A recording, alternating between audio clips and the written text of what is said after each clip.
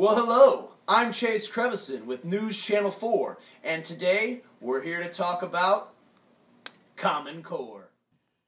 Attack on states' rights, or carefully thought out education reform. Whatever it is, it has sparked up a lot of controversy. And 45 of the 50 states have adopted the Common Core.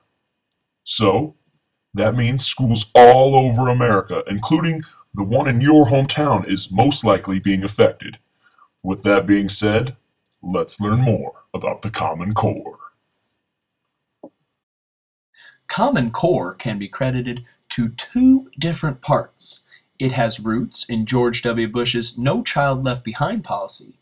The main part, however, can be credited to former Arizona Governor Janet Napolitano. She wanted the U.S. to be internationally competitive, so she created a task force of government officials who in December of 2008 created the base for the Common Core and what it is today. We're now going to show you a very important C-SPAN clip of the topic at large. Common Core, these standards, came from the National Governors Association, the Council of Chief State School Officers, which are two private organizations, but that represent state, or that are membership organizations for state-level officials. So they're not exactly states, but they're not the federal government, and that's been a big dispute. The reality is, though, that the federal government was heavily involved in pushing the Common Core, and probably through Race to the Top and through waivers out of No Child Left Behind, was able to pressure a lot of states to join the Common Core. And it's also true that the federal government selected two state consortia to create tests for the Common Core, and they have some control over what's in those tests. And people need to understand that that's reality. It's not from the federal government. The federal government's involved. And I think the other big question is, how much is it just standards, in other words, what you have to do, and how much is it curriculum, saying how it will be done? We have Micah Peebles and Nolan Van Ravensway standing by. Micah is coming to you live from Washington, D.C., and Nolan seems to be out front of Mount Rushmore. My two partners will be interviewing people affected by Common Core and help us hear some different views on the hot topic. How's the weather out there, Nolan? Well, Chase, the weather out here is pretty chilly, but it's reasonable.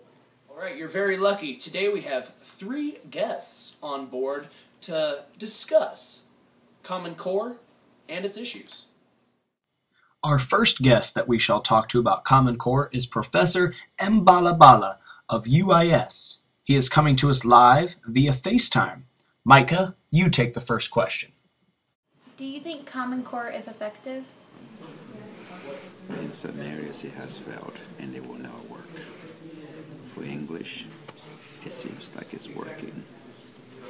For math, absolutely not. Thank you, Professor.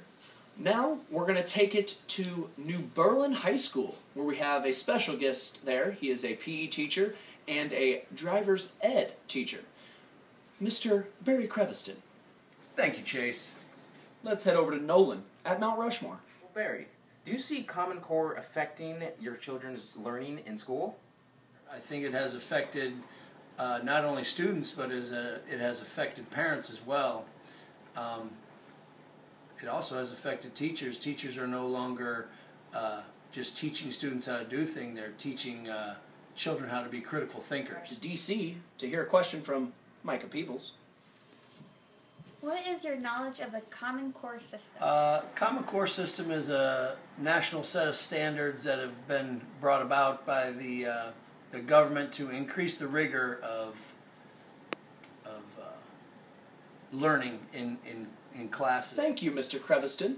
We're now going to take it to our third and final interviewee, Rebecca Peachy.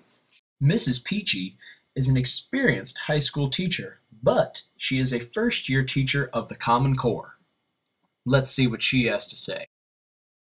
We've got news correspondent Micah Peebles in Washington, D.C. Micah? Common Core affecting the grades of the students who are learning under the Common Core system. The students' grades are fairly similar. There are probably a few less failing students at this point, and there are probably a few less students with A's. There's a lot more C grades than usual. It's much more of a bell curve, very few A's and F's, a lot of C's. which is probably good. It's a little bit more standard. What is your knowledge of the Common Core system? Common Core is good at focusing on getting students college and career ready. I think that they have kind of shifted the traditional approach a little bit, that instead of focusing on algorithms and math where, do this problem this way, it's now more student-centered, try problems your way, and then we will get the math out of that instead of here's the math, do 15 examples. Now when the whistle goes.